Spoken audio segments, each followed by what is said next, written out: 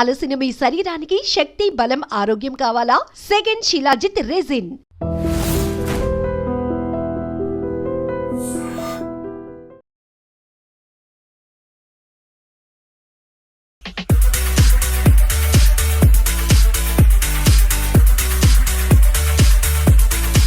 అమ్మ ఏ రోజున మీకు అరే నాన్న ఇంత కష్టపడి చదివించాం కదా, లేదా చదువుకున్నావు కదా, ఇటువైపు వద్దని ఎప్పుడు చెప్పలేదు అసలు? నా మీద అమితమైన నమ్మకం అమ్మకి. మనకు అమ్మే కదా మొదటి గురువు అంటాం కదా. నిజమండి. ఒక్కసారి ఇంజనీరింగ్ నుండి సినిమా రంగంలోకి వెళ్తా అంటే ఎలాగైనా కృషి చేయాలి ఈ రంగంలో అని చెప్పేసి 1 సంవత్సర కాలం పాటు అమ్మకు నాన్నకు మొహం చూపించాలి. పెదవే పలికిన మాటల్లోనే తీయని మాటే అమ్మ, కదిలే దేవత అమ్మ, కంటికి వెలుగమ్మ, తనలో మమతే కలిపి పెడుతుంది ముద్దగా. అలా నాకు నిజంగా తల్లిదండ్రుల ఆశీస్సులు, తల్లిదండ్రుల ఆశీర్వాదాలు నాకు నిండుగా మెండుగా ఉన్నాయి.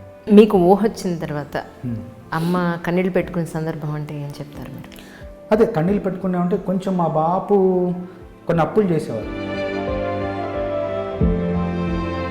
అప్పుడు అమ్మ కళ్ళల్లో భయం, అమ్మ కళ్ళల్లో ఆందోళన, ఆదుర్ద చూసి కదిలిపోయేవాడిని. అలా వణికిపోయి చిగురాకలా వణికిపోయేవాడిని.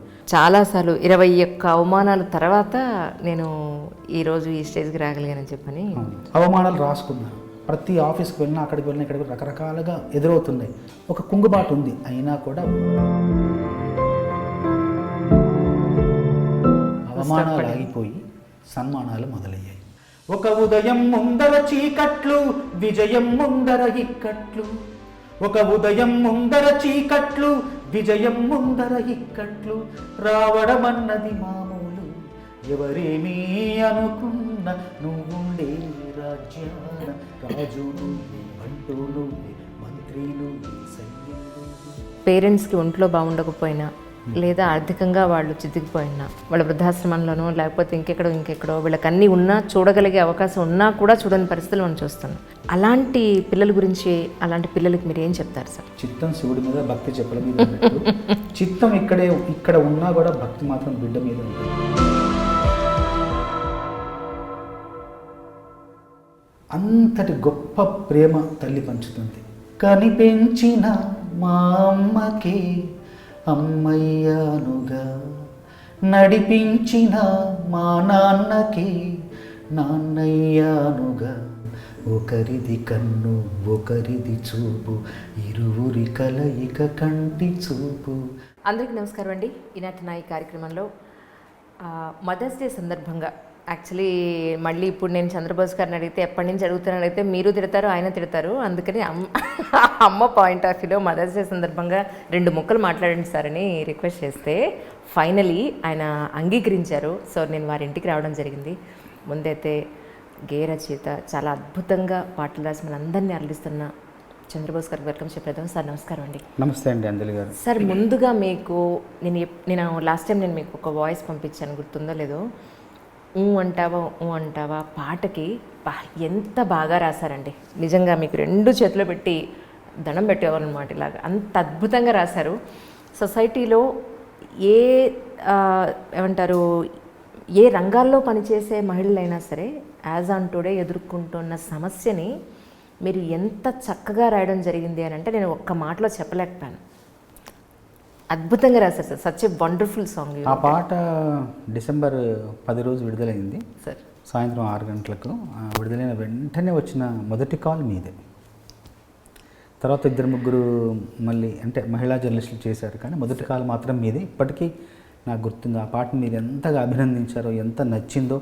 అప్పుడు మీరన్న మాట కూడా గుర్తుంది.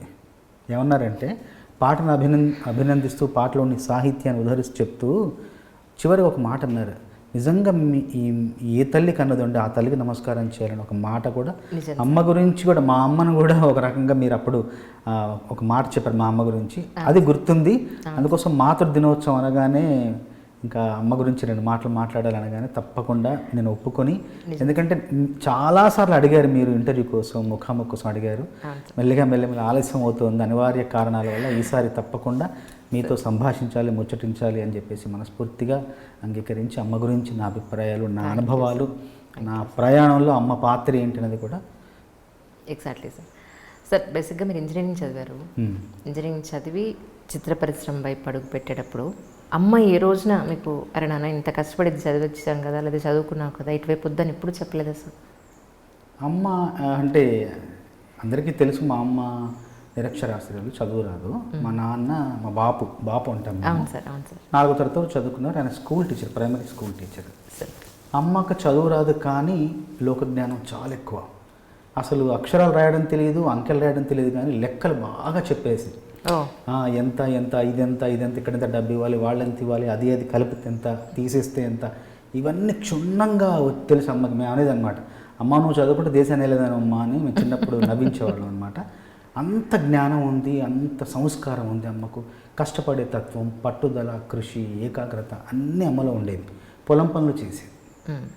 పొద్దున్న లేస్తే మాకందరి నలుగురికి వండి పెట్టి, ఇల్లు ఊడ్చి, మంచినీళ్ళు తీసుకొచ్చి, బట్టలు ఉతికి, మాకు స్నానాలు చేయించి, తను పొలం పనికి వెళ్ళి మళ్ళీ పని నుండి సాయంత్రం ఇంటికి వచ్చి మళ్ళీ ఇల్లు ఊడ్చి, మళ్ళీ నీళ్ళు తీసుకొచ్చి మా అందరికి మళ్ళీ వండి, మేము చదువుకుంటున్నామా లేదా అని చూసి, మాట్లాడుతూ చూసి, పనులు చేస్తూ ఇవన్నీ చూసేదన్నమాట. ఇంత సన్నిహితంగా, ఇంత అమ్మలోని కృషిని, అమ్మ తపనని దగ్గర నుండి గ్రహించి, గమనించి, పరిశీలించి ఎదుగుతాం కదా. మనకు అమ్మే కదా మొదటి గురువు అంటాం కదా.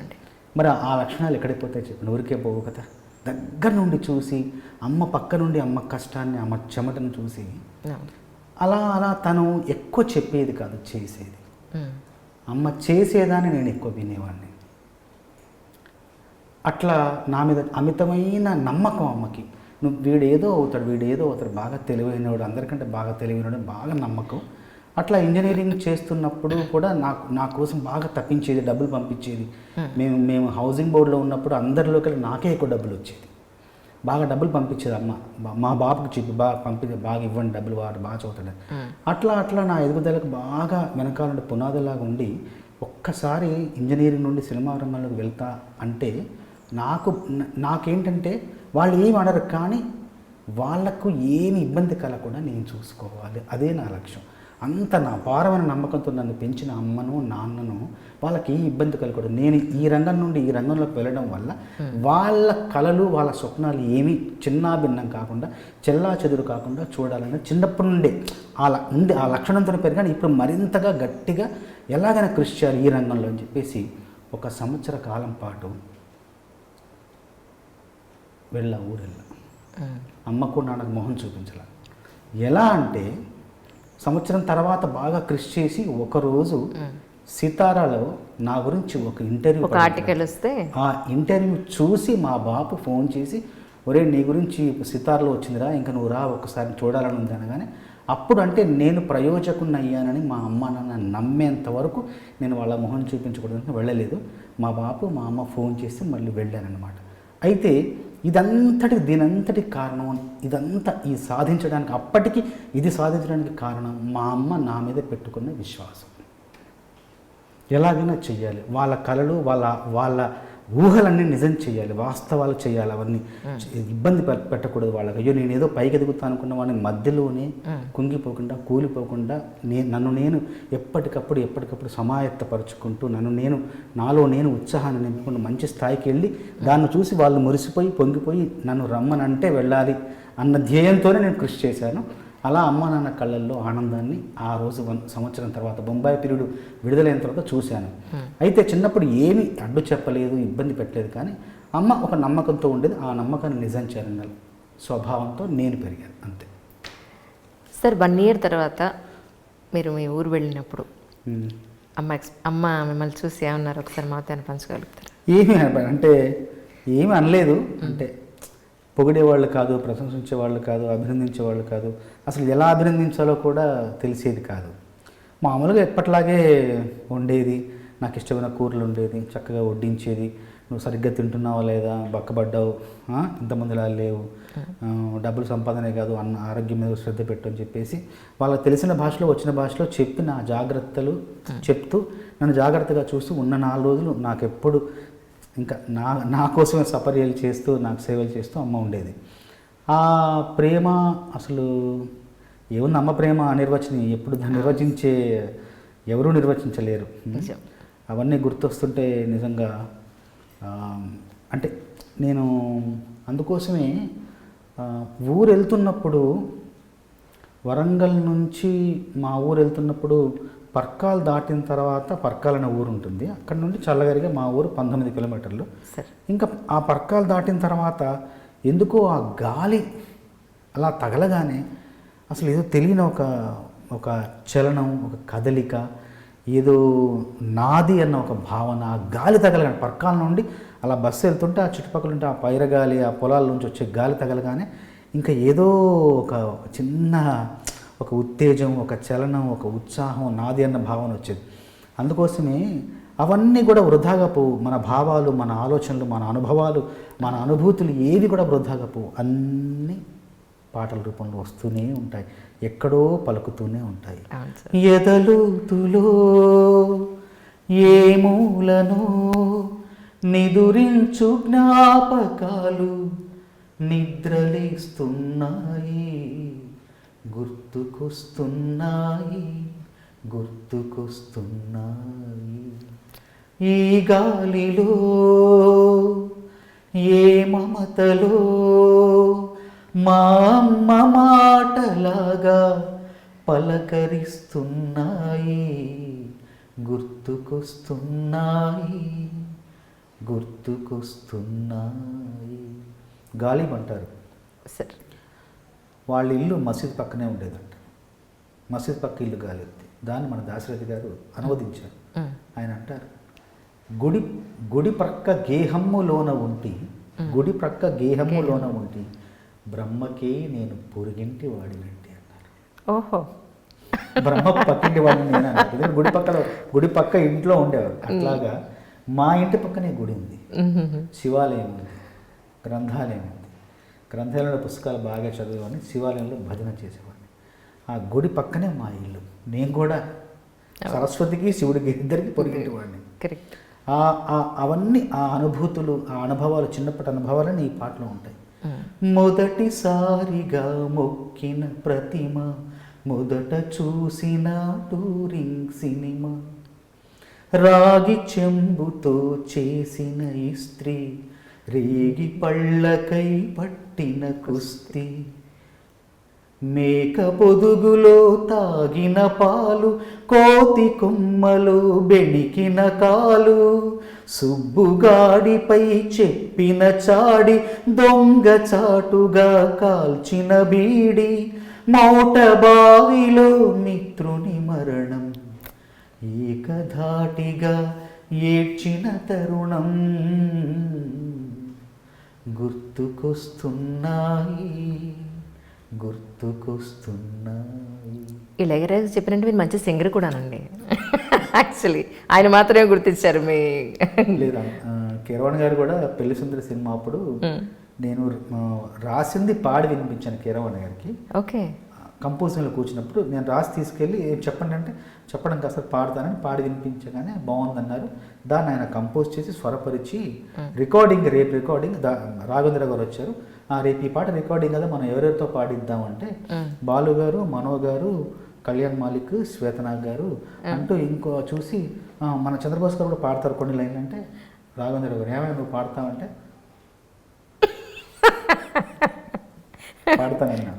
అనగానే సరే తెల్లారి సరిగమ పదని సరాగం త్వరపడుతున్నది మాఘం, దాంట్లో రెండవ చరణంలో కొడుకు కోసమే ఆఫీసులున్నవి, క్యూల కోసమే రేషన్లు ఉన్నవి అనే ఆ రెండు వాక్యాలు నేను పాడాను. పాడిన తర్వాత పాటకి పారితోషికం కూడా ఇచ్చారు అప్పుడు. అంటే రచయితకి 3 ఆనందాలు: అచ్చుకుతి, మెప్పుకుతి, పారితోషిక ఫలశ్రుతి. నిజం. అచ్చులో పడితే ఆనందం, ఎవరైనా మెచ్చుకుంటే ఆనందం, దానికి తృణమో ఫలమో ఇస్తే సంభావన వస్తే ఆనందం. అట్లాగా 3 కోరికలు నెరవేరాయి. పెళ్లి సుందరితో రాశాను, రాసిందని అందంగా పాడాను, పాడిందని రికార్డ్ చేశారు కేరళ.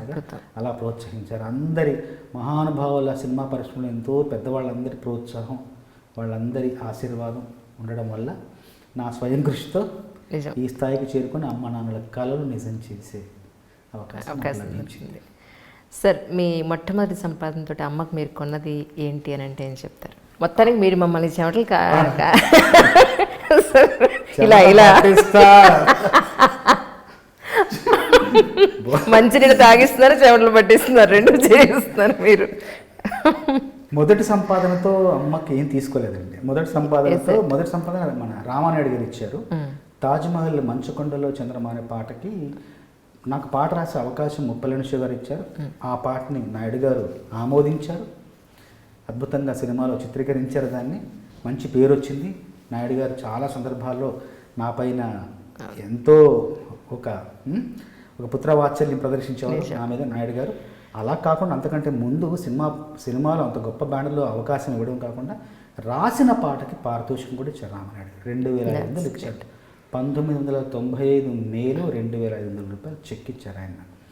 ఆ చెక్కును దాదాపు అంటే అప్పుడు చెక్కు గడువు కాలము 6 నెలలు. 6 నెలల తర్వాత చెక్కు చెల్లదు. అవునండి. 6 నెలలు ఇంకా చెల్లదు, ఇంకా కొద్ది రోజుల్లో చెల్లదనంత వరకు ఉంచుకుంది, దాన్ని దాచుకుంది. ఎందుకంటే రామానాయుడు గారి సురేష్ ప్రొడక్షన్ బ్యానర్ చెక్కును అలా నాయుడు గారి సంతకం, ఆ డబ్బులు అదన్నీ కూడా మనకు ఒక తీపి జ్ఞాపకం కదా. అలా దాచుకొని 5 నెలల తర్వాత కొన్నాళ్ళకి అది డబ్బు బ్యాంకులో వేసి ఆ మొదట వచ్చిన డబ్బుతో నేను స్కూటర్ కొనుక్కున్నానండి. ఓకే. అంటే ఇప్పుడు కూకట్పల్లి నుంచి ఫిలిం నగర్కి రోజు రావడం, బస్సులో రావడం, తిరగడం చాలా కష్టం అవుతుందని స్కూటర్ కొనుక్కొని ఆ డబ్బులతో అలా చేశాను. అమ్మకు తర్వాత నేను ముందు నిలబడిన తర్వాత, నిలదొక్కున్న తర్వాత అమ్మ కొన్నాళ్ళ తర్వాత నా పెళ్ళై 5 ఏళ్ళకి పెళ్ళయింది. పెళ్ళైన మరుక్షణమే, పెళ్ళి చేసుకున్న మరుక్షణమే అమ్మ నాన్న తీసుకొచ్చాను. దట్స్ గ్రేట్ అండి. ఈ రోజుల్లో పిల్లలు పెళ్ళి మా భద్రాచలంలో పెళ్ళయింది. అటు నుంచి మా అందరు కలిసే వెళ్ళాము. పెళ్ళైన అదే కారులో అమ్మ నాన్న తీసుకొని, నా భార్యను తీసుకొని అందరం కలిసి హైదరాబాదు సొంత ఇంట్లో అడుగు పెట్టాను. అమ్మ నాన్న నాతో పాటే ఒక 3-4 ఏళ్ళు నాతో పాటు ఉన్నారు. అప్పుడు నాకు నేను అప్పుడు అమ్మకు ఒక మాట ఇచ్చి దాన్ని నిజం కూడా చేశాను. ఏంటంటే అమలు కూడా చేశాను. ఏంటంటే ఏ అవార్డు వచ్చినా సరే అమ్మకు దానికి తగినట్టుగా బంగారం కొనేవాళ్ళు. ఓహో. ఏ అవార్డు వచ్చినా, నంది అవార్డు వచ్చినా, ఫిలింఫేర్ వచ్చినా, ఇంకోటి వచ్చినా, ఏ అవార్డు వచ్చినా దాని స్థాయికి తగినట్టుగా బంగారం కొనిచ్చేవాడిని. అలా ఒక 6-7 ఏళ్ళు కొనిచ్చాను అమ్మకి. అమ్మ వేసుకున్న బంగారం అంతా మీ కష్టాలు నేను, అంటే కొడుకు కష్టాలు ఎంత ఎంత ఆనందం అండి. బంగారం లాంటి కొడుకు నేను. ఎగ్జాక్ట్లీ, డౌట్ లేదు అందులో. అంటే చెప్పకపోయేది కానీ, నా ముందు చెప్పకపోయేది, నా భార్య ముందు చెప్పకపోయేది కానీ, బయట ఎవరైనా వచ్చినా కూడా వాళ్ళతో ఎంతో ఆనందాన్ని వ్యక్తం చేసేది. తను ఎంత సంతోషంగా ఉంది కొడుకు. అంటే నేను గొప్ప స్థాయిలో ఉన్నావా లేమా పక్కన పెడితే, ఎంత గొప్ప స్థాయిలో ఉన్నా కూడా గొప్పగా చూసుకుంటేనే కదా తనకు సంతోషం. ఎగ్జాక్ట్లీ అండి. మనం కోట్లు సంపాదించినా అమ్మ కోసం 10 నిమిషాలు కేటాయించి అమ్మ అవసరాలు, అమ్మ కోరికలు తీరిస్తేనే, అసలు మనం 1,00,000 సంపాదించినా కూడా సంతోషమే. నేను ఎంత సంపాదించినా, ఏ స్థాయిలో ఉన్నా కూడా అంతకంటే ఎక్కువగా సమయం కేటాయించేవాడిని, అమ్మ బాగోగులు చూసుకునేవాడిని. తర్వాత ఏమైంది తెలుసా, నేను మరీ బిజీ అయిపోయిన తర్వాత నా పాత్ర మా ఆవిడ పోషించింది. నా స్థానాన్ని మా ఆవిడ తీసుకుంది. నేను ఇంకా రాసుకోవడము, చదువుకోవడము, ఎక్కువగా ఇంకా ఆ కార్యక్రమం చేస్తుంటే మా ఆవిడ నా పాత్ర పోషించింది. అమ్మను నాన్నని కంటికి రెప్పలా చూసుకున్నది మా ఆవిడ. కూతురు కంటే ఎక్కువగా చూసుకున్నది మా ఆవిడ. అలా నాకు నిజంగా తల్లిదండ్రుల ఆశీస్సులు, తల్లిదండ్రుల ఆశీర్వాదాలు నాకు నిండుగా మెండుగా ఉన్నాయి. అందుకోసమే ఒక కోరిక ఉండేది నాకు. ఏంటంటే అన్ని రకాల పాటలు, ప్రేమ గీతాలు రాశాను, విరహ గీతాలు రాశాను, స్ఫూర్తి రాశాను, అల్లరి పాటలు రాశాను, రకరకాల పాటలు రాసుకుంటూ వచ్చాను. అమ్మ మీద పాట రాసే అవకాశం నాకు రాలేదు. ఓకే. ఎప్పుడు వస్తుందా అని అలా ఎదురు చూస్తున్నాను. అలాగే అందరు సంగీత దర్శకులకు పాటలు రాశాను. రెహమాన్ గారికి రాయలేదు.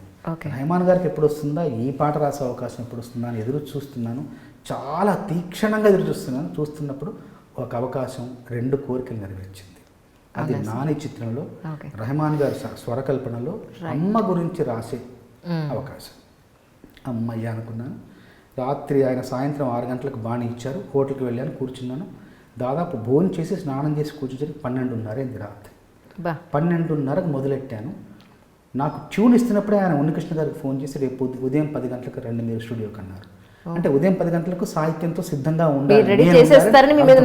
రాత్రి 12:30కు మొదలెట్టాను రాయడం. మొదలెట్టి అప్పుడు మా అమ్మను, అప్పుడే అమ్మాయిన నా భార్యను గుర్తుకు తెచ్చుకొని రాయడానికి ఉపక్రమించాను.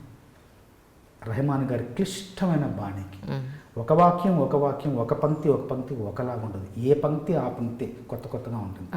అప్పుడు అమ్మను నా భార్యను గుర్తు తెచ్చుకొని, పెదవే పలికిన మాటల్లోనే తీయని మాటే అమ్మా, కదిలే దేవత అమ్మా, కంటికి వెలుగమ్మా, తనలో మమతే కలిపి పెడుతుంది ముద్దగా, తన లాలి పాటలోని సరిగమ పంచుతుంది ప్రేమ మధురిమ, పెదవే పలికిన మాటల్లోనే తీయని మాటే అమ్మా, కదిలే దేవత అమ్మా, కంటికి వెలుగమ్మా, మనలోని ప్రాణం అమ్మ, మనదైన రూపం అమ్మ, ఎనలేని జాలి గుణమే అమ్మా, నడిపించే దీపం అమ్మ, కరుణించే కోపం అమ్మ, వరమిచ్చే తీపి శాపం అమ్మ, నాలి అమ్మగా అవుతుండగా జోలాలి పాడన కమ్మగా కమ్మగా, పెదవి పలికిన మాటల్లోనే తీయని మాటే అమ్మా, కదిలే దేవత అమ్మా, కంటికి వెలుగమ్మా. సంగీతం నేర్చుకున్నారా మీరు? సంగీతం నేర్చుకోలేదండి. ఇంత బాగా పాడుతున్నారు గమకాలతో సహా. అనుసృతంగా అంటే మా ఇంటి పక్కన శివాలయం ఉంది కదా, రోజు పొద్దున్నే మైక్ వేసేవాళ్ళు. మైక్లో పాటలు, భక్తి గీతాలు చాలా వచ్చేది. లింగాష్టకం, ఘంటసాల గారిది, భగవద్గీత, అట్లాగే ఎంఎస్ రామారావు గారిది సుందరాకాండ, శోభరాజు గారి అన్నమయ్య కీర్తనలు, మంగళపల్లి గారి గణపతి ప్రార్థనలు అన్నీ విని విని విని విని పొద్దున్నే 4 నుంచి 6 గంటల వరకు మంచంలో పడుకుని దుప్పటి కప్పుకొని మెలకువగా ఉంటే దుప్పటి కప్పుకొని పాటలన్నీ వినేది. 2 గంటల పాటు రోజు కొన్ని ఏళ్ళు నాతో పాటు నా రక్తంలో ఇంకిపోయే సంగీతం అంతా కూడా.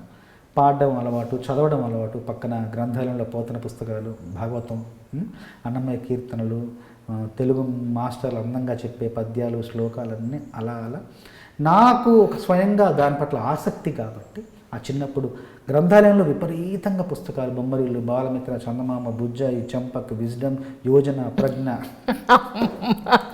అన్ని చదివి మర్చిపోలేదు మీరు ఎక్కడ. అన్ని చదివి. ఎందుకంటే బాల సాహిత్యం ప్రపంచంలోకి అత్యంత గొప్ప సాహిత్యం ఏంటంటే బాల సాహిత్యం. బాల సాహిత్యాన్ని మించిన సాహిత్యం మరొకటి లేదు. బాల సాహిత్యంలో అన్నీ ఉంటాయి. పురాణాలు ఉంటాయి, ఉపనిషత్తులు ఉంటాయి, వేదాలకు సంబంధించిన విషయాలు ఉంటాయి, చరిత్ర ఉంటుంది, నీతి ఉంటుంది, వర్తమానం ఉంటుంది, ఊహ ఉంటుంది, కల్పన ఉంటుంది. అన్ని రకాల సాహిత్యం బాల సాహిత్యంలో ఇమిడి ఉంది.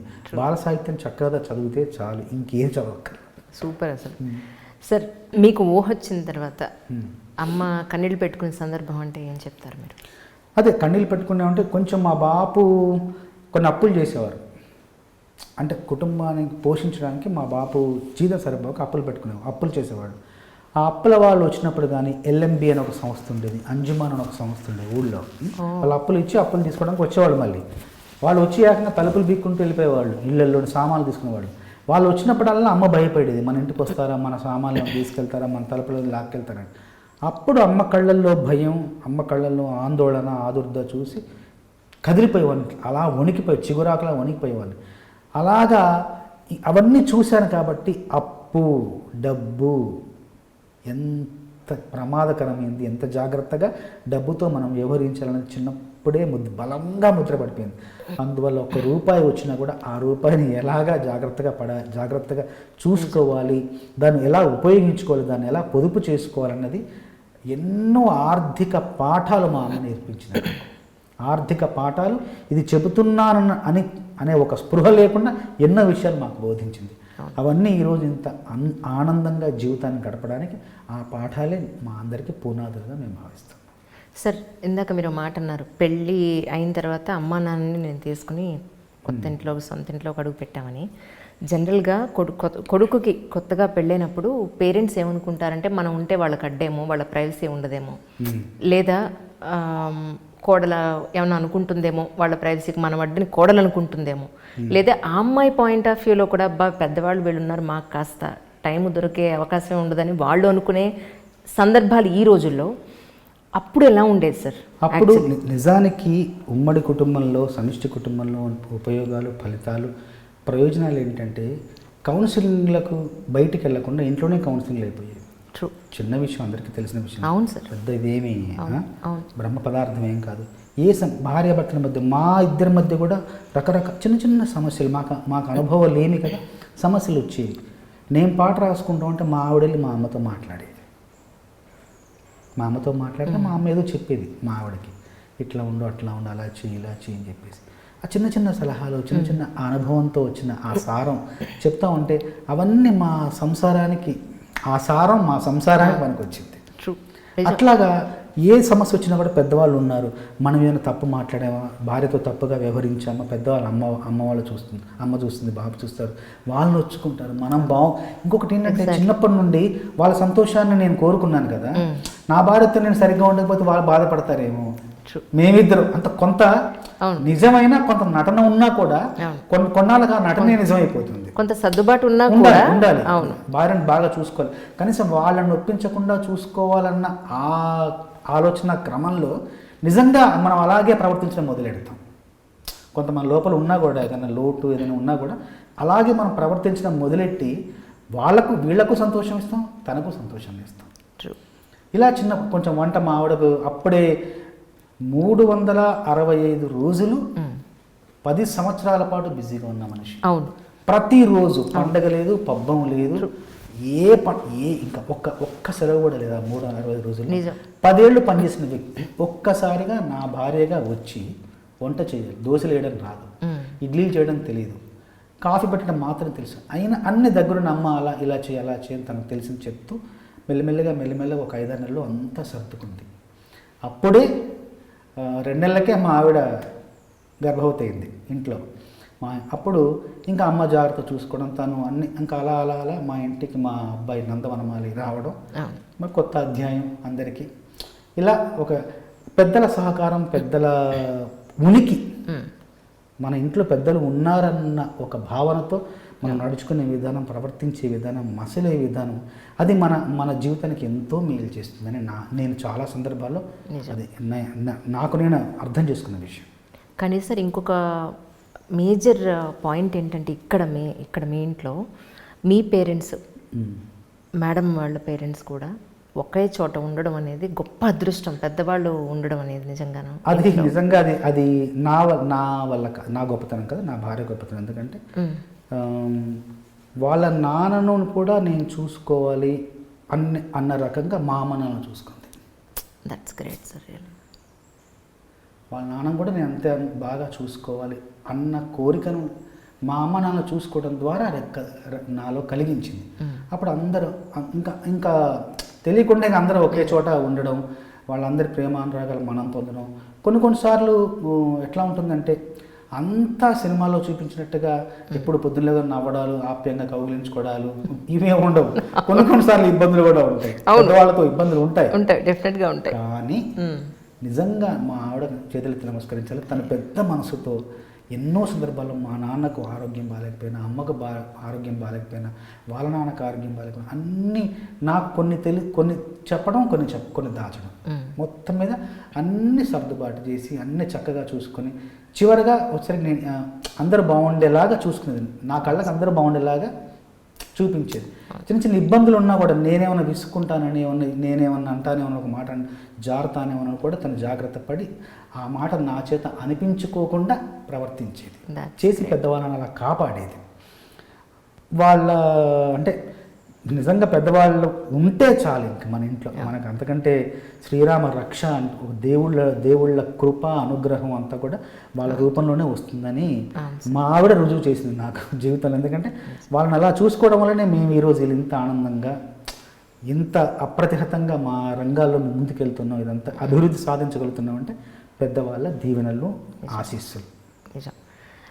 ఆ రోజు మీరు ఊ అంట పాటప్పుడు కూడా అది ఒక అమ్మాయి గురించి రాసినట్టు అనిపించలేదు సార్ నాకు. ప్రజెంట్ ఈ కలియుగంలో ఒక అమ్మ గురించి రాసినట్టు అనిపించింది నాకు ఆ పాట. నిజంగా ఇదే మాట నేను మ్యూజిక్ డైరెక్టర్ గారికి కూడా నైట్ దేవి గారికి వాయిస్ పంపిస్తే ఇంత పెద్ద మెసేజ్ టైప్ చేసి అబ్బబ్బా చాలా థ్యాంక్స్ అనిల్ గారు, అసలు అద్భుతంగా చెప్పారు. ఒక లేడీ నుంచి అప్రిసియేషన్ రావడం నాకు చాలా సంతోషం. అది ఐటమ్ సాంగ్లో నిజంగా అసలు అలా చూడలేదు సార్ దాన్ని. ఎందుకంటే అందులో ఉన్న కంటెంట్ అలాంటిది, ఆ పదజాలం అలాంటిది. ఇప్పుడు ఈ ప్రస్తుత సమాజంలో అమ్మాయిలు, మహిళలు, మగువలు ఎదుర్కొంటున్న ఒక నిశ్శబ్ద సమస్య. ఎగ్జాక్ట్లీ. చెప్పలేరు, బయటికి అనలేరు. వాళ్ళ ఆఫీసులో వాళ్ళ పనిచేసే కార్యక్షేత్రాల్లో వాళ్ళ పక్కన ఉన్నవాళ్ళు, వాళ్ళ ఎదురుగా ఉన్నవాళ్ళు, వాళ్ళ పైన ఉన్నవాళ్ళు, వాళ్ళతో నడిచేవాళ్ళు ఎన్నో ఎదుర్కొంటున్నారు అమ్మాయిలు. అన్నీ చూస్తున్నారు, దగ్గర చూస్తున్నారు. అది కేవలం అమ్మాయి అంతరంగంలో మాత్రమే నిక్షిప్తమైన విషయం. అది బయటికి ఎవ్వరూ చెప్పలేరు. నిశ్శబ్దమైన ఒక సమస్య. కదిలిస్తే అలా కుప్పలు తెప్పలుగా వస్తాయి, కానీ రావు. వాళ్ళు బయటికి తీసుకొచ్చే స్థితిలో ఏ అమ్మాయి, ఏ మగువ, ఏ మహిళ లేదు. అలాంటి ఒక భయంకరమైన ఒక విషం లాంటి సమస్యని ఒక గీతంలో, ఒక ప్రత్యేక గీతంలో చెప్పే అవకాశం రావడం నిజంగా మా అదృష్టంగా నేను భావిస్తున్నాను. వచ్చింది, దాన్ని అందంగా చెప్పి ఒక అద్భుతమైన బాణీలో, ఒక 4 స్వరాలతో కూర్చిన బాణీలో దేవి గారు 4 స్వరాలతో కూర్చారు. ఇంతకుముందు ఇళయరాజు గారు 3 స్వరాలతో ఒక పాట చేశారు. ఈయన 4 స్వరాలతో కూర్చారు. ఆ 4 స్వరాల పాటలో నేను, సుకుమార్ గారు మా ఆలోచనలు పెట్టి అందంగా రాసి దానిలో నర్తించడానికి సమంత గారు ఒప్పుకోవడం. మీ కాల్ తర్వాత సమంత గారితో మాట్లాడారు ఒక 15 నిమిషాలు. ఆ రోజు డిసెంబర్ 10 రోజు మీరు చేసిన తర్వాత 10 నిమిషాలు సమంత గారు ఫోన్ చేశారు. ఆవిడ ఒప్పుకుంది. ఆవిడ ధైర్యానికి, ఆవిడ సాహసానికి, ఆవిడ భోళాతనానికి కూడా ప్రతిఫలం లభించింది. పాట ఎంతో ఘన విజయం సాధించి ఆవిడకు మంచి పేరు వచ్చింది, నాకు మంచి పేరు వచ్చింది, అందరికీ మంచి పేరు వచ్చింది. సరే, పేరు విషయం పక్కన పెడితే, పేరు రావాలనో కాదు, విజయం సాధించాలి అని ఉంటుంది. పేరు వస్తుందిలే తర్వాత విషయం. కానీ సమస్యను మాత్రం చెప్పాలన్న ఒక దృఢ సంకల్పంతో, ఒక కృత నిశ్చయంతో మాత్రం పనిచేసాం. 20-25 రోజులు పనిచేసాం. చేసి ఎక్కడ ఏ పదం అలా ఒక జారితే ఇంకేమన్నా వేరే అర్థం ధ్వనిస్తుందా, తప్పవుతుందా అని చాలా జాగ్రత్తగా అప్పటికి నేను 4 పాటలు రాశాను. రాసి నేను ఏట్లో ఇసిరేస్తా, నే సేపతో తిరిగి వస్తా, గడకర్రకు గుచ్చేస్తా, నే జెండాలా ఎగిరేస్తా, నేను మట్టిలో పాతేసి మాయం చేస్తా, నీ ఖరీదైన ఖనిజంలా మళ్ళీ దొరికేస్తా, ఎవడ్రా నువ్వు ఇనుమును నేను, నన్ను కాల్చితే కత్తెవుతాను, ఎవడ్రా నువ్వు మట్టిని నేను, నన్ను తొక్కితే ఇటుకవుతాను, ఎవడ్రా నువ్వు రాయిని నేను, గాయంగా నీ చేశారంటే ఖాయంగా నీ దేవుణ్ణవుతాను. ఇలాంటి బలమైన భావాలు ఇంత విస్తృతమైన ఒక ఆలోచనలు పాటలో చెప్పి, ఒక మామూలు భాషలో, సరళమైన భాషలో, వాడుక భాషలో, వ్యావహారిక భాషలో చెప్పి, అప్పటికే దాక్కో మేక ఒక ఆటవిక నీతి, అరణ్య రీతిని అందంగా చెప్పి, కథానాయకుడి పాత్ర ద్వారా చెప్పి, తర్వాత సామి శ్రీవల్లి, ఇప్పుడు ఎవడ్రా నువ్వు ఈ పాట, 4 పాటలు చెప్పిన తర్వాత మనల్ని తిట్టొద్దురా నాయన, 4 పాటలు అద్భుతంగా రాసాం, అందరూ పొగుడుతున్నారు. ఈ చిట్టచూరి పాటలో మనం ఏ చిన్న తప్పు చేసినా మనం అనవసరంగా మనం తిట్లు తినకుండా జాగ్రత్తగా గండం గడవాలి అన్న ఉద్దేశంతో నేను 25 రోజులు నిద్రపోలేను. నేను మామూలుగా సుకుమార్ గారు ఫోన్ చేస్తే నేను వెళ్తాను, రోజు గారు 2 కాల్స్ చేస్తే నేను 3వ కాల్ నేను వెళ్తాను. కానీ ఈసారి అలా కాదు, నేనే సుకుమార్ గారు ఫోన్ చేసి డైరెక్ట్గా నేను వస్తున్నా, ప్లీజ్ ఎక్కడన్నా చెప్పండి, ఇంట్లో ఉన్నారా, ఆఫీస్లో ఉన్నారా, మణికొండలో ఉన్నారా అని చెప్పేసి ఆయన సమయాన్ని తీసుకొని నేను వెళ్ళి మనం దీన్ని మార్పులు చేద్దాం, ఇలా చేద్దాం అని అడక్కముందే 2-3 రకాలుగా చూడండి అని చెప్పి ఆ పాటను చాలా జాగ్రత్తగా తీసుకెళ్ళాను. చాలా కృత నిశ్చయం అని చెప్పాను కదా, దానికి ఫలితం కూడా లభించింది. ఎంతోమంది ఇప్పుడు పాట విజయం సాధించడం పక్కన పెడితే ఎంతోమంది హృదయాలకు చేరువడం, కదిలించడం, ఆలోచింపచేయడం, వాళ్ళ ఇప్పుడు మనం చెప్పినా చెప్పకపోయినా, వాళ్ళు చెప్పినా చెప్పకపోయినా, ఆ పాట విన్న వాళ్ళు ఎంతమంది మగాళ్ళు వినుంటారు, ఎంతమంది అమ్మాయిలు వినుంటారు. ఎక్కడో చోట వాళ్ళ హృదయాల్లో ఏదో ఒక మూలన, ఒక అరలోనో ఒక పొరలోనో ఆ పాట తాలూకు భావం నిండిపోయి ఉంటుంది. ఎక్కడో ఒక మూల అలా ఒక చిన్న అరలో, ఒక చిన్న లేయర్లో ఉంటుంది. ఆ లేయర్ ఎప్పుడో ఒకప్పుడు అలా నేను ఉన్నాను అని చెప్పేసి ప్రభావం చూపిస్తే చాలు కదా. నిజం సార్, నేను మీద ఒక ఇంటర్వ్యూలో విన్నాను, చాలాసార్లు 21 అవమానాల తర్వాత నేను ఈరోజు ఈ స్టేజ్కి రాగలిగానని చెప్పని ఒక షోలో. అప్పుడు 21 అవమానాలు రాసుకున్నాను. ప్రతిదీ కూడా నేను ఇంజనీరింగ్ విద్యార్థిని కదా, సాంకేతిక విద్య కాబట్టి కొంచెం కొత్తగా, భిన్నంగా, నవ్యంగా ఆలోచించేవాడిని. జీవితాన్ని వాస్తవిక దృష్టితో చూస్తాను. ఊహల్లో ఎక్కువ ఉన్నా కూడా వాస్తవిక దృష్టికి ప్రాధాన్యత ఇచ్చి ఏం చేయాలి, ఎలా చేయాలి, ఇలా చేస్తే ఏమవుతుంది, ఇలా అవ్వకపోతే ఏం చేయాలి అనేది చాలా స్పష్టమైన అవగాహన ఉంది. అవమానాలు రాసుకున్నాను. ప్రతి ఆఫీస్కి వెళ్ళినా, అక్కడికి వెళ్ళినా, ఇక్కడికి రకరకాలుగా ఎదురవుతున్నాయి. అరే ఇంజనీరింగ్ స్టూడెంట్ని చదువుకుంటున్నాను, ఇంత మంచి పేరు, ఇంత మంచి చదువు ఉంది, ఇంత మంచి నేపథ్యం ఉంది, అయినా కూడా అవమానాలు ఎదుర్కొంటున్నాను ఏంటని చిన్న బాధ, చిన్న ఒక రకమైన ఒక కుంగుబాటు ఉంది. అయినా కూడా వెరవక వెనకడుగు వేయక లేదు, ఎదుర్కొందాం. ఎన్ని ఎదుర్కొన్నామో చూద్దాం. 100 వరకు పెట్టుకుందాం ఒక పరిధి. 100 దాటితే ఇంకా మనం నమస్కారం పెట్టి మనం వెనక్కి వచ్చేద్దాం. 100లో పని అయితే పని అయినట్టే అని చెప్పేసి ఒక నిర్ణయం తీసుకొని ఆ నిర్ణయానికి కట్టుబడి ఉండి ప్రతిరోజు ప్రయత్నాలు చేస్తూ 1, 2, 3, 4, 5, 6, 18, 19, 20, 21 దగ్గర అవమానాలు ఆగిపోయి సన్మానాలు మొదలయ్యాయి. ఇదంతా కూడా ఈ నేపథ్యాన్ని అంతా తీసుకొని ఒక పాటలో చెప్పాను. బలము నువ్వే, బలగం నువ్వే, ఆట నీదే, గెలుపు నీదే, నారు నువ్వే, నీరు నువ్వే, కోత నీకే, పైరు నీకే, నింగిలోనా తెల్ల మేఘం నల్లబడితేనే జల్లులు కురిసేను, చెట్టు పైన పూలు మొత్తం రాలిపోతేనే పిందెలు కాసేను, ఒక ఉదయం ముందర చీకట్లు, విజయం ముందర ఇక్కట్లు, ఒక ఉదయం ముందర చీకట్లు, విజయం ముందర ఇక్కట్లు, రావడమన్నది మామూలు, ఎవరేమీ అనుకున్న నువ్వుండే రాజ్యాన రాజు నువ్వే, అంటూ నువ్వే, మంత్రి నువ్వే, సైన్యం నువ్వే, అవమానాలే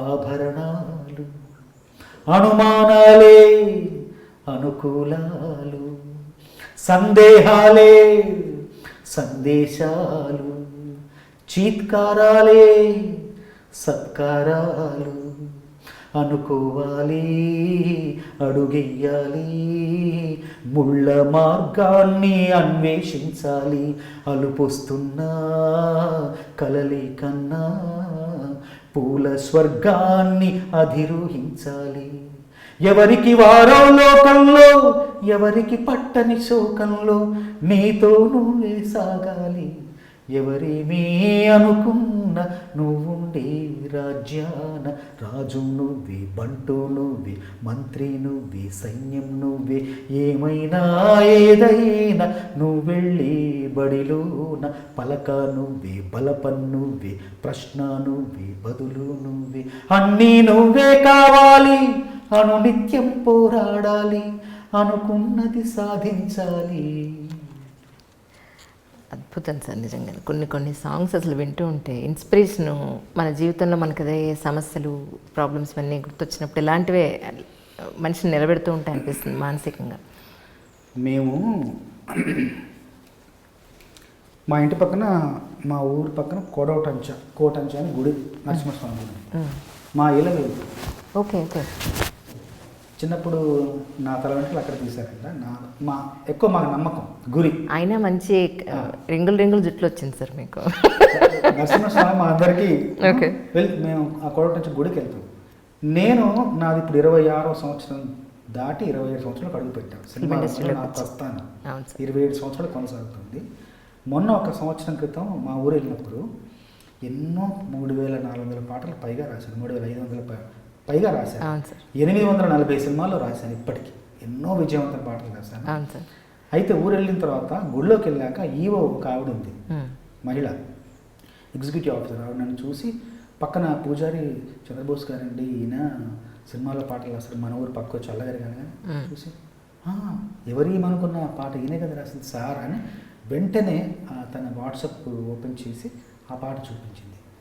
ఎన్నో పాటలకు ఎన్నెన్నో గొప్ప చిత్రాలు, గొప్ప గొప్ప పాటలు రాశాను. కానీ ఈ పాటకు వచ్చిన విజయం అంటే ఊర్లో, ఒక మారుమూల ఊళ్ళో నన్ను గుర్తించడానికి ఆ పాట ఉపయోగపడింది. ఏ పాట సార్ అది? ఎవరేమి అనుకున్నా ఈ పాట నాకు గుర్తింపు తీసుకొచ్చింది ఆ ఊరిలో, ఆ గుళ్ళో. మా ఊరు శ్రీహరి గారిదే కదండి అది పాట. ఇది జగపతి బాబు గారు, కృష్ణారెడ్డి గారి సంగీతం, బాలు గారు పాడారు.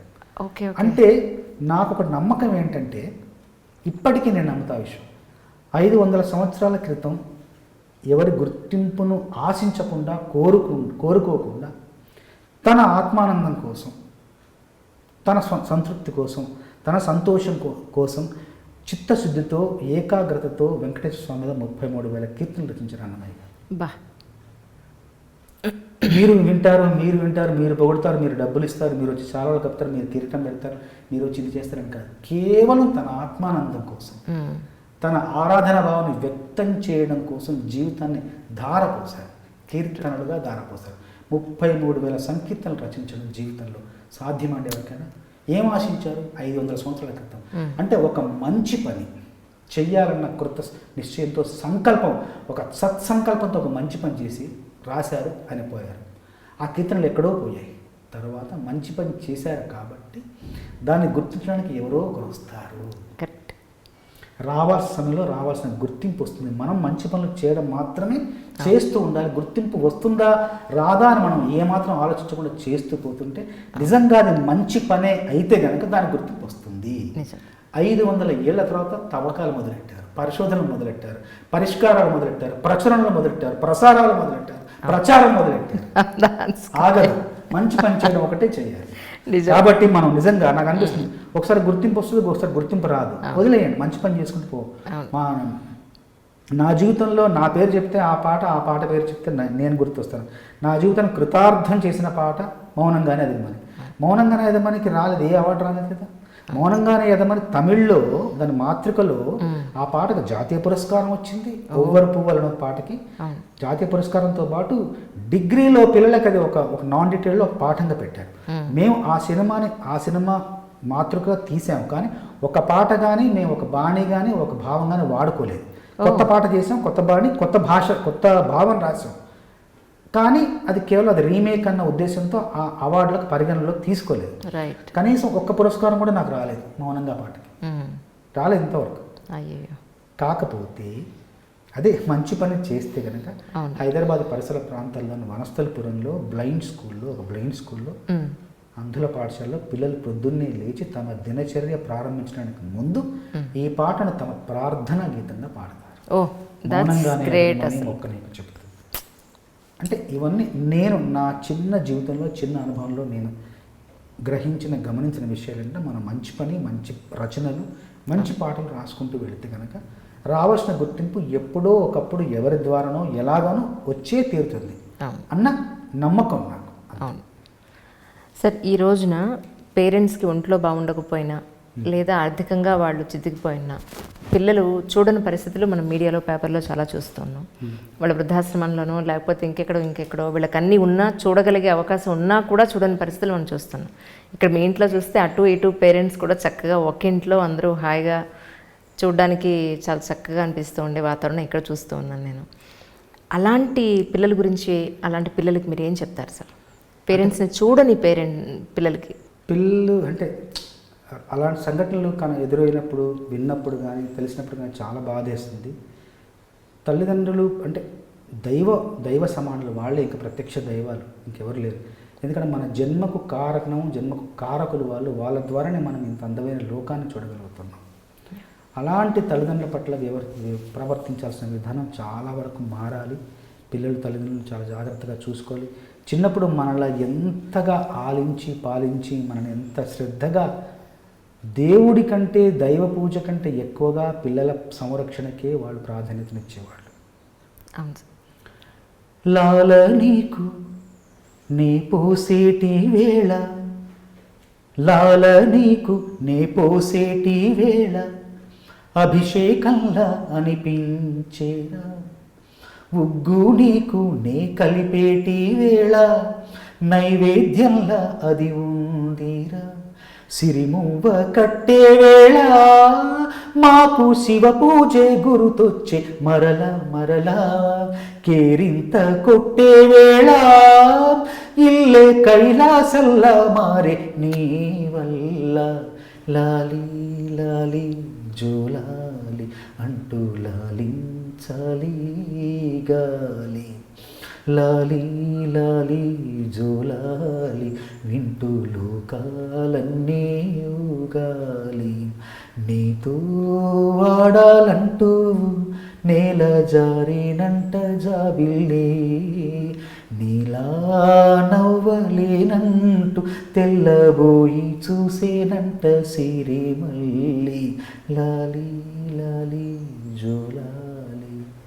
లాల నీకు పోసేటి వేళ అభిషేకంలా అనిపించదా, ఉగ్గు నీకు కలిపేటి వేళ నైవేద్యంలా అది ఉందిరా. నీకు గజ్జె కడతామంటే మాకు శివుడి పూజ గుర్తొచ్చింది, నువ్వు కేరింత కొడుతుంటే ఇల్లు కైలాసంలా మారింది. బిడ్డ ఊయల్లో పడుకుంటుంది అక్కడ, పాలిచ్చి నిద్ర పుచ్చి పడుకోబెట్టి ఇక్కడికి వచ్చి పూజ గదిలోకి వచ్చి అమ్మ పూజ చేస్తూ ఉంటుంది.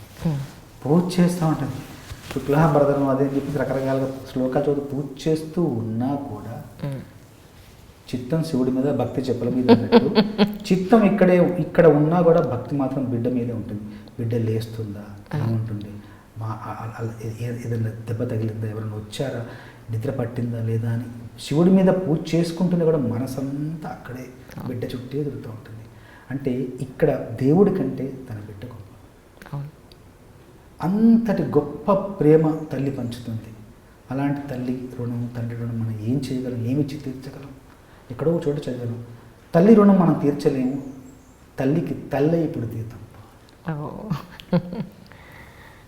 కనిపెంచిన మా అమ్మకి అమ్మయ్యానుగా, నడిపించిన మా నాన్నకి నాన్నయ్యానుగా. ఒకరిది కన్ను ఒకరిది చూపు, ఇరువురి కలయిక కంటి చూపు. ఒకరిది మాట ఒకరిది భావం, ఇరువురి కదలిక కదిపిన కథ ఇది ప్రేమ. ప్రేమ ఎదురొచ్చే తీయగా, ఇది ప్రేమ. ప్రేమ తిరిగొచ్చే హాయిగా, ఇది మనసును తడిపిన క్షణము కదా. ఈ నేర్పిన అమ్మకు గురువును అవుతున్నా, అడుగులు నడకలు నేర్పిన నాన్నకు మార్గం అవుతున్నా. పిల్లలు వీళ్ళే అవుతుండగా ఆ అల్లరి నేనే చూస్తుండగా, కన్నోళ్ళతో నేను చిన్నోడిలా కలగలిసిన ఎగసిన బిగిసిన కథ ఇది ప్రేమ. ప్రేమ కమ్మని బువ్వను కలిపిన చేతిని దేవత అంటున్నా, కన్నుల నీటిని తుడిచిన వేలికి కోవెల కడుతున్నా. జోలలు మీరే పాడారుగా, ఆ జాలిని మరచి పోలేనుగా. మీరూపిన ఆ ఊయల నా హృదయ పులయలలో పదిలము కదా. ఊయల ఊగు ఉంటుంది సరే, ఆ ఊగు నా హృదయంలో ఊగుగా మారింది. నేను ఎప్పుడు మర్చిపోతాను ఆ ఊగును? నా హృదయం ఆగినప్పుడే ఆ ఊయల ఊగును మర్చిపోతాను. చచ్చిపోయేంత వరకు బ్రతుకున్నంత కాలం మీ ప్రేమను, మీ జాలిని, మీ అభిమానాన్ని, మీ త్యాగాన్ని మర్చిపోలేని చెప్తాను. అద్భుతం సందేశంగా. ఇవన్నీ ఊహలోంచి వచ్చిన పాటలు, కల్పన నుంచి వచ్చిన పాటలు, ఏదో మనం అవాస్తవిక పరిస్థితుల్లో వచ్చిన పాటలు ఏం కాదు. అనుభవాల్లోంచి, జ్ఞాపకాల్లోంచి, అనుభూతుల్లోంచి, మనం పెరిగిన, మనం ఎదిగిన నేపథ్యంలోంచి వచ్చిన పాటలన్నీ. కాబట్టి వాటికి జీవం ఉంది, ప్రాణం ఉంది. అవి పాడుతున్నా, గుర్తు చేసుకున్నా కూడా మళ్ళీ కదలికి వస్తుంది, మళ్ళీ మనం మూలాల్లోకి వెళ్ళగలుగుతున్నాం అంటే కారణం అవన్నీ ఆ లోపల ఇంకా ఆ మూలాల్లో మనకు ఆ తడి మిగిలి ఉండడమే కారణం. నిజంగా ఎప్పుడు ఆ తడిని కాపాడుకోవాలి. నిజం. చాలా సంతోషంగా ఉంది సార్ మీలాంటి సాహితీపుత్రుని కలవడం, ఇంత అద్భుతమైన పాటల్ని రచించిన ఇంత గొప్ప రచయితని కలవడం నిజంగా నా ఏ జన్మలో చేసుకున్న అంటే మీకు ఇంకో విషయం కూడా చెప్తాను సార్. పూర్తిగా నా సాహితీ చరిత్రను, నా సాహితీ ప్రస్థానాన్ని ఒకే మాటలో చెప్తాను సార్. ఒక్క మాటలో నిర్వచించడం కానీ దాని గురించి వ్యాఖ్యానించడం కానీ కష్టం, కానీ ఒక మాటలో చెప్తాను. ఏంటంటే సార్, ముందు చెప్పాను, అమ్మ నిరక్షరాస్యురాలు, చదువు రాదు. అవును. మా అమ్మకు చదువు రాకపోయినా కూడా మా అమ్మకు నేను రాసే ప్రతి పాట అర్థం అవ్వాలనే ఒక లక్ష్యంతో ప్రతి పాట రాస్తున్నాను. ఎందుకంటే మా అమ్మకు అర్థమైతే అఖిల లోకానికి అర్థమవుతుంది అర్థం. That's great. అమ్మకు అర్థం కావాలి, ప్రతి మాట అమ్మకు అర్థం కావాలి. ఇదేంటి బిడ్డ, ఇదేంటి కొడకాను అడగకూడదు, ఎవరిని అడగకూడదు. ప్రతి మాట నేరుగా అమ్మ గుండెలోకి వెళ్ళాలి, అర్థం అవ్వాలి, అనుభవించాలి, ఆస్వాదించాలి అమ్మ అన్న ఉద్దేశంతో ప్రతి పాటలోని చిన్న చిన్న మాటలు తేలిక మాటలు, అల్పమైన శబ్దాలతో అనల్పమైన భావాన్ని ఇవ్వడమే నా లక్ష్యం. నాకు ప్రేక్షకుడికి, నాకు శ్రోతకు మధ్యవర్తులు ఉండకూడదు. నేను నేరుగా శ్రోతతో ప్రేక్షకుడితో సంభాషించాలి. అది నా లక్ష్యం.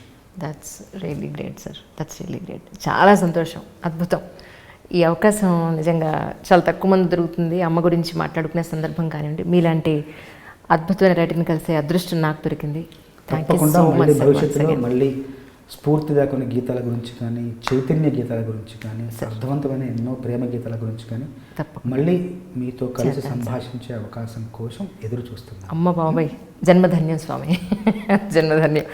అంజలి అంజలి పుష్పాంజలి, కలహంస నడకలకు గీతాంజలి, ముద్దైన పెదవులకు మోహాంజలి. అంజలి అంజలి పుష్పాంజలి. జన్మధన్యం స్వామి. అందరికీ నమస్కారం, నేను మీ చంద్రబోస్ని. Please subscribe I dream channel. Hi, this is Isha Chavla. This is Manara Chopra. Hi, this is Kartikeya. నేను డైరెక్టర్ తేజ అని. Press the bell icon for more updates. For more such videos, please subscribe to iDream. For more videos, please subscribe to iDreams. For more videos, please subscribe to iDream. And you're watching iDream Media. Please like, share and subscribe to the channel. And don't forget to subscribe to iDream. Please subscribe iDream Media. Do subscribe to iDream. Subscribe to iDream Media. Do subscribe to iDream Media. Don't forget to subscribe. Click on the button below. Don't forget to subscribe to iDream.